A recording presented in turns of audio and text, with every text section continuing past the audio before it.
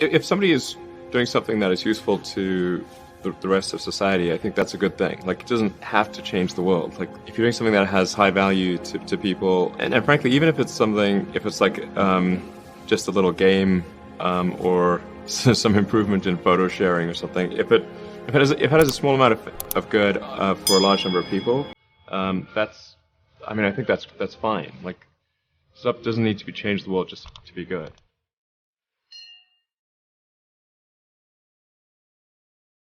My advice, if somebody wants to start a company, is they should bear in mind that the most likely outcome is that it's not going to work, and they should reconcile themselves to that strong possibility.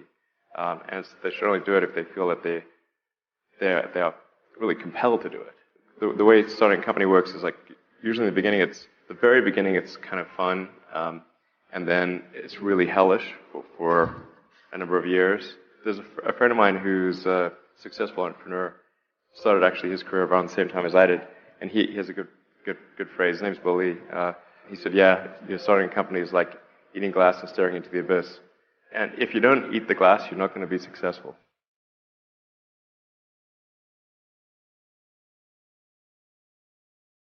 A lot of life in general, in any job, there's like, you have to do your chores. Mm. Because nobody else can do that for you, right? Well, I think to be successful at almost anything, you have to do the tough stuff and as well as the enjoyable stuff. You have to do the boring stuff as well as the non-boring stuff. Mm. And if you don't do your chores, then bad things will happen. But if they don't do the things that they don't like to do, then the company will be in trouble. Yeah. Like, you have to, you basically, like, it's more fun to cook the meal than to clean the dishes. Mm-hmm. Okay? But you need to clean the dishes. You need to do both. Yes, you need to do both, exactly.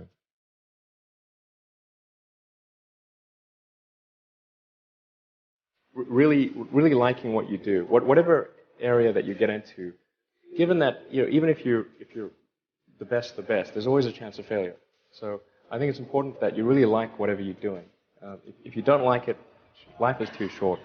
I'd say, and also if you like what you're doing, you think about it even when you're not working. It's something that your mind is drawn to, and if you don't like it, you just really can't make it work, I think.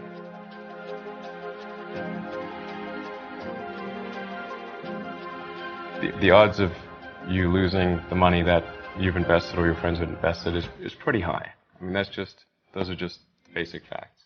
If you don't mind things being really hard and high risk, then starting a company is a good idea. Otherwise, it's probably unwise. And will certainly stress you out. So I think you have to be pretty driven to make it happen. Otherwise, you will just make yourself miserable. And once you have a family, you start taking risks not just for yourself, but for your family as well. It gets much harder to do things that might not work out. So now is the time to do that before you have those obligations. So I would encourage you to take risks now. Do something bold. You won't regret it.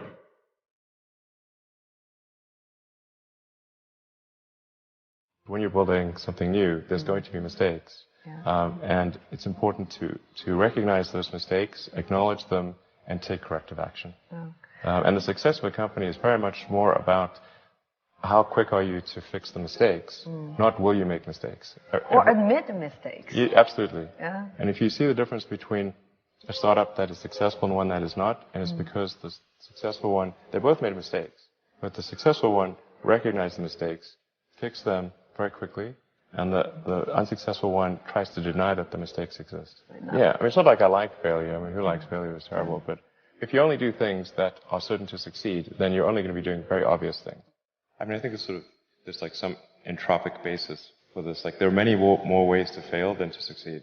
So you have to explore. Particularly like for a rocket, there's like 1,000 ways a thing can fail, and like one way it can work. So you could have a lot of rocket failures to explore all the ways in which you could fail. So failure is not a big stigma. So it's like if you try hard and it doesn't work out, that's okay. Like, you can learn from that and do another company, and it's not a big deal.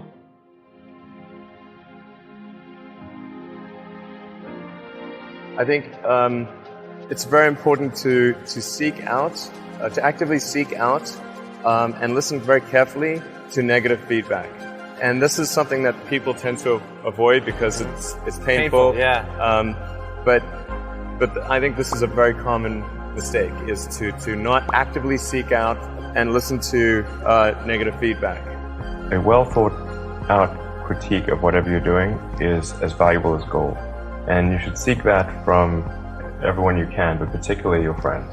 Usually your friends know what's wrong, but they don't want to tell you because they don't want to hurt you. So they'll say, oh, I would encourage my friend, so I'm not going to tell him what I think is wrong with this product. Yeah. It doesn't mean your friends are right, but very often they are right. And you at least want to listen very carefully to what they say.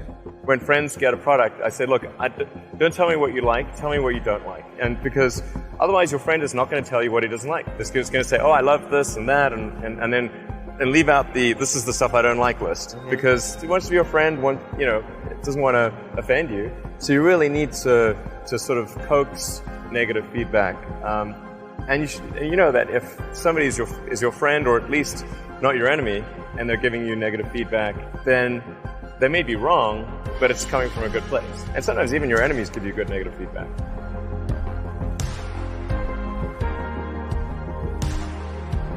If you're creating a company or if you're joining a company, the most important thing is to attract great people. So either join a group that's amazing, that you really respect, or if you're building a company, you've got to gather great people. I mean, all a company is a group of people that have gathered together to create a product or service.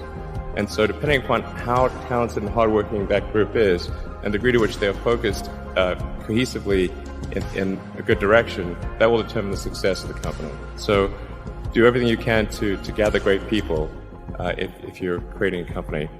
When you hire people, or really what you're trying to, when you hire people, that just means you're convincing people to join you in the endeavor. You should hire people that are also passionate about what you're doing. So it's not just that they're not just there for salary, that they really need to care about what they're doing. And then they will stay during the dark times.